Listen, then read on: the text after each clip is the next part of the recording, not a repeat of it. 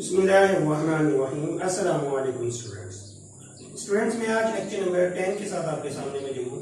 आज की इस लेक्चर के अंदर हम जो चैप्टर नंबर 3 स्टार्ट किया था, time value of money, financial management का, उसका एक इम्पॉर्टेंट टॉपिक है इफेक्टिव इंटरेस्ट रेट। उसे कैलकुलेट करेंगे। सबसे पहले थोड़ा सा कॉन्सेप्ट दे दूं कि इफेक्टिव रेट होता क्या है। जब एक साल के अंदर एक से ज्यादा दफा कंपाउंडिंग हो, जैसे हमने पढ़ा सेमी एनुअल कंपाउंडिंग है, उसका मतलब है कि एक साल में 2 दफा कंपाउंडिंग हो रही है। क्वार्टरली है, उसका मतलब है कि एक साल में 4 दफा हो रही है। मंथली है, उसका मतलब है 12 टाइम, और डेली है, उसका मतलब है 365 टाइम कंपाउंड होगा। अब जितनी ज्यादा दफा रेट कंपाउंड हो उतनी ज्यादा अमाउंट आती है। जैसे मैं एक एग्जांपल देता हूं कि अगर मैं 10% एक 100 रुपीज डिपॉजिट करवाता हूं और 1 टाइम यानी एनुअल कंपाउंडिंग है तो 110 आएगा। लेकिन अगर उसी को मैं सेमी एनुअल कंपाउंड कर देता हूं तो फिर वो 110 नहीं आएगा, बल्कि 110 से अबव अमाउंट जो है वो आएगी। तो ये जो अमाउंट ज्यादा आ रही है वो फिर 10% को इफेक्ट कर रही है, तो मीन्स उस रेट जो है वो ज्यादा मिल रहा है, तो उसको इफेक्टिव रेट कहते हैं। तो चलिए आज के इस सवाल के अंदर यहाँ पे एक एग्जांपल मौजूद है, उसको सॉल्व करते हैं। सेल्फ टेस्ट प्रॉब्लम नंबर 7 आपकी बुक की मौजूद है। A bank offer you a 7-month certificate of deposit at a 7.06% annual rate of interest. ये एनुअल रेट है। That would provide a 7.25%। ये देखें, ये मोर देन कंपाउंडिंग की वजह से 7.06% जो है वो 7.25% कंसिडर किया जाएगा effective yield for 7 months CD is interest being compounding daily. आपने ये बताना है कि इसके ऊपर क्या डेली कंपाउंडिंग हो रही है, वीकली, मंथली और क्वार्टरली। इनमें से एक कंपाउंडिंग है जिसकी वजह से ये रेट इफेक्ट होके 7.25% पे चला गया। तो चलिए हम स्टार्ट करते हैं लास्ट से, यानी क्वार्टरली से। तो इफेक्टिव का फार्मूला लगा के हम क्वार्टरली जो रेट है उसको चेक करते हैं कि क्या जब हम क्वार्टरली अगर कंपाउंडिंग करें तो 7.06% जो है वो 7.25% में कन्वर्ट हो जाता है। तो चलिए सबसे पहले हम इफेक्टिव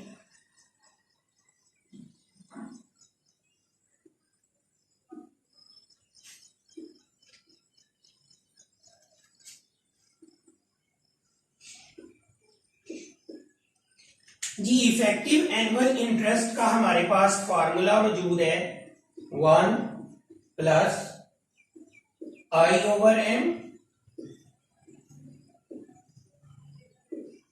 और होल की पावर m देन -1।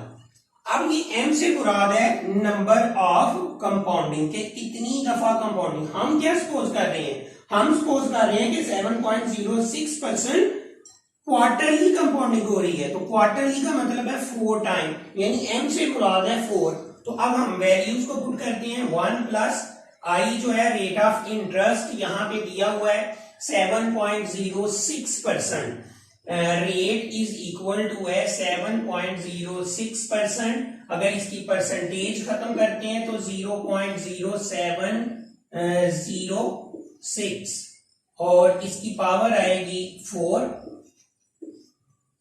और होल की पावर भी आ जाएगी 4 और उसमें से माइनस करेंगे फिर हम 1। सबसे पहले आप करोगे 0.0706 डिवाइडेड बाय 4 और फिर उसमें प्लस करेंगे 1। तो जब ये आप प्लस करोगे 1 तो आपके पास वैल्यू आएगी 1.0175 और अब इसकी पावर आपने लेनी है 4 और उसमें से माइनस कर देना है 1।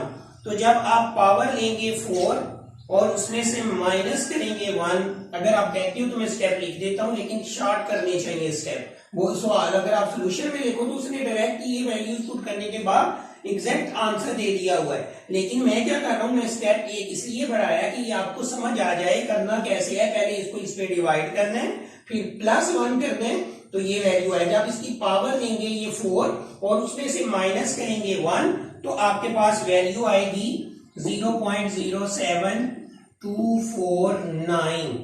तो ये अगर हम इसे परसेंटेज में कन्वर्ट करते हैं तो ये आएगा 7.25% अप्रोक्सीमेटली, जो कि हमारा यहाँ पे गिवन है 7.25%।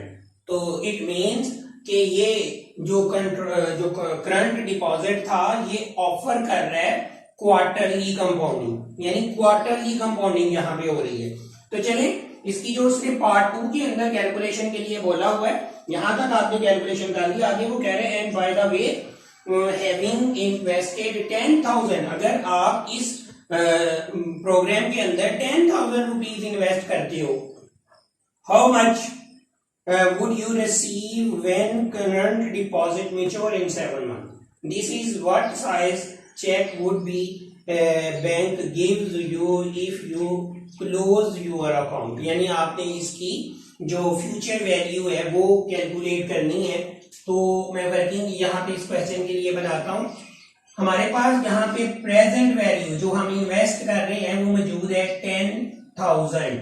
हमारे पास रेट ऑफ इंटरेस्ट मौजूद है 7.06% जो कि क्वार्टरली कंपाउंडिंग है, और हमारे पास एंड मौजूद है 7 मंथ्स, जिसको कि हमें कन्वर्ट करना है इनटू क्वार्टरली कंपाउंडिंग में। तो ये क्वार्टर इसके अंदर आएंगे 2.3 क्वार्टर, मीन्स 2 क्वार्टर पूरे हैं और 1 मंथ आगे है तो वो 2.33 क्वार्टर्स में कन्वर्ट हो जाएगा। अब आपने मालूम करनी है फ्यूचर वैल्यू। तो फ्यूचर वैल्यू का फार्मूला हमारे पास होता है future value is equal to 1 plus i raise to power n. 1 plus i raise to power n की उस सूरत में है जब आप इस दोनों को क्वार्टर में कन्वर्ट कर दो। जैसे मैंने इसे क्वार्टर में कन्वर्ट किया तो ये वैल्यू आपके पास था, आप ये फार्मूला अप्लाई करोगे। क्योंकि यहाँ पे हमने इसको क्वार्टर में कन्वर्ट नहीं किया हुआ, तो क्वार्टर में जब नहीं कन्वर्ट किया हुआ आई को, तो आप जो इफेक्टिव रेट वाला फार्मूला है, ये जो यहाँ पे फार्मूला लिखा हुआ है, ये वाला फार्मूला आप यहाँ पे यूज करोगे, यानी 1 plus i over m power whole की पावर m और -1, ये वाला फार्मूला आप इफेक्टिव जो इंटरेस्ट है उस फार्मूला से इस करंट डिपॉजिट को आप जो है वो करोगे फ्यूचर वैल्यू को फाइंड आउट। ये फार्मूला आप यहाँ पे अप्लाई उस सूरत में कर सकते हैं अगर आप यहीं पे इसको क्वार्टर्स के अंदर रेट को क्वार्टर के अंदर पहले ही कन्वर्ट कर लो, मीन इसको 4 पे डिवाइड कर लो, तो भी ये क्वेश्चन सेम वैल्यू के साथ इनको जो पुराना फार्मूला है उसी से उसकी मदद से भी सॉल्व हो जाएगा। लेकिन क्योंकि इसमें वो इफेक्टिव इंटरेस्ट का फार्मूला दिया है जो कि हमने पहले फाइंड आउट किया, उसी फार्मूला की मदद से हल कर देते हैं। तो 1 प्लस रेट ऑफ इंटरेस्ट है 0.0706 और कंपाउंडिंग 4 आ जाएगी, और फिर आप इसकी पावर 4 लोगे और -1 करोगे। अब आप जब इसको कैलकुलेट करोगे तो ये आपके पास आएगा, इस पूरे को अगर हम सॉल्व करते हैं तो 1.041669 -1, और यहां पे हमारे पास जो अमाउंट मौजूद है प्रेजेंट वैल्यू 10,000 है इंटू 10,000, तो ये फ्यूचर वैल्यू आपकी आ जाएगी 10,000 इंटू 0.41669, और अगर आप इसे मल्टीप्लाई कर देते हो तो ये आ जाएगी 10,416.69, यानी ये आफ्टर 7 मंथ आपकी वैल्यू आ गई। दोबारा से एक दफा देख लें कि इसमें उसने पहले आपको इफेक्टिव एनुअल यील्ड कैलकुलेट करने के लिए बोला है, तो ये इफेक्टिव एनुअल यील्ड कैलकुलेट करने का फार्मूला है। आपने कैलकुलेट किया और वो प्रूव किया कि 7.25 क्वार्टरली कंपाउंडिंग पे आ रहा है, और फिर उसने कहा अगर हम 10,000 इसमें इन्वेस्ट कर दें तो इसकी फ्यूचर वैल्यू बताएं, तो आपने उस 10,000 को फ्यूचर वैल्यू के अंदर यहाँ पे कन्वर्ट कर दिया, यानी 10,416.69 इसकी जो है वो वैल्यू आ जाएगी। उम्मीद करता हूँ आपको इस लेक्चर की समझ आई होगी। मजीद इसी तरह के लेक्चर्स हासिल करने के लिए चैनल को सब्सक्राइब करें और इसे शेयर करें ज्यादा से ज्यादा स्टूडेंट्स के साथ, ताकि उनकी भी जो है वो मदद हो सके। इंशाअल्लाह ताला नेक्स्ट लेक्चर के अंदर इसी चैप्टर का नेक्स्ट क्वेश्चन लेकर आऊंगा। तब तक के लिए इजाजत दें। अल्लाह हाफिज।